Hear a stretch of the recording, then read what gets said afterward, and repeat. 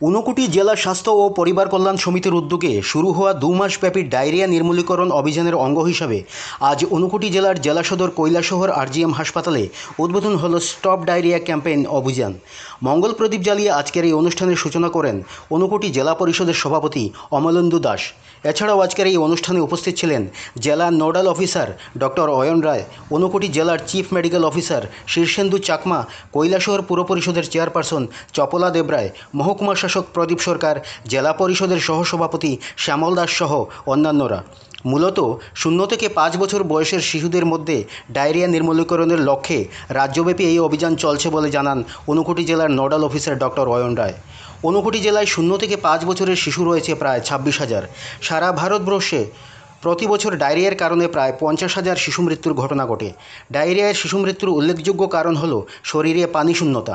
Diarrhoea হলে শরীরে জলের পরিমাণ কমে যাওয়া থেকে শিশুকে রক্ষা করতে ওআরএস খাওয়াতে পরামর্শ দেন উপস্থিত বক্তারা। জুলাই মাসের 1 তারিখ থেকে শুরু হওয়া এই অভিযান চলবে আগামী 31শে আগস্ট পর্যন্ত। ডায়রিয়া নির্মূলীকরণের লক্ষ্যে আগামী 2 মাস জেলার 0 থেকে 5 বছরের মধ্যে প্রতিটি শিশুর বাড়িতে আশাকর্মীরা ওআরএস এবং জিঙ্ক ট্যাবলেট বিতরণ করবে উক্ত অভিযানের অঙ্গ হিসাবে। আজকের এই স্টপ ডায়রিয়া ক্যাম্পেইনের অঙ্গ হিসাবে 2.5 বছরের 2টি শিশুর পরিবারের হাতে তুলে দেওয়া হলো ওআরএস এবং জিঙ্ক ট্যাবলেট। ডায়রিয়া নির্মূল করতে হলে সচেতন থাকতে সকলকে পরামর্শ দেন বক্তারা, কারণ সচেতনতাই হলো ডায়রিয়া প্রতিরোধের একমাত্র উপায়। আমরা শুনেছি যে ডায়রিয়া সম্বন্ধে এখানে আপনারা যারা বসে আছেন সবাই, এখানে ম্যাক্সিমাম হসপিটালের স্টাফ, আপনারা সবাই জানেন যে ডায়রিয়া কীভাবে কন্ট্রোল করতে হয়।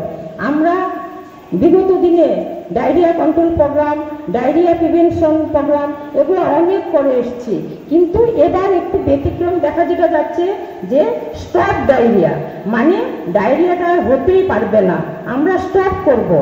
এটা আমরা এতক্ষণ পূর্ববর্তী বক্তারা যা বলে গেছেন আপনারা সবাই শুনেছেন, কিন্তু শুধু আপনারা বোঝার জন্য এই প্রোগ্রামটা না, আপনারা প্রতিটি আনাচে কোনাচে এই যে বার্তাটা, এই যে কীভাবে আমাদের ডায়রিয়া স্টপ করতে হবে, কিভাবে আমরা ট্যাবলেট, কিভাবে আমরা ওআরএস খাওয়াবো, সেটা আপনাদের মধ্যে আমাদের মধ্যে প্রত্যেকটা জায়গায় গিয়ে পৌঁছবে।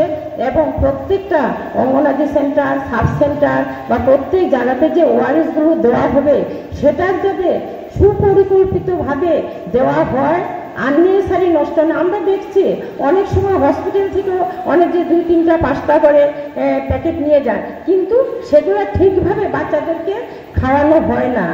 আর একটু আগে যে আমরা ডেমনস্ট্রেশন নিলাম যে 1 বোতল জলে 1 লিটার জলে 1 প্যাকেট ওআরএস ঢেলে নিয়ে খাওয়াবো, সেটা বোতলটা কীভাবে পরিষ্কার থাকবে, বোতলটা বাচ্চাকে খাওয়ানোর আগে কীভাবে আমরা হাত ধুয়ে নিব, বাচ্চাটাকে পরিষ্কার পরিচ্ছন্নভাবে খাওয়াবো, আবার মুখটা লেগে রাখবো, ট্যাবলেটটা কীভাবে খাওয়াবো, যে বাচ্চা 2 থেকে 3 বছর যে হাফ ট্যাবলেট খাওয়াবো, বাকি ট্যাবলেটটা আমরা ফেলে দেবো, কারণ সেটা থেকে গেলে যদি আমরা পরে খাওয়াই এটা কিন্তু কাজ হবে না।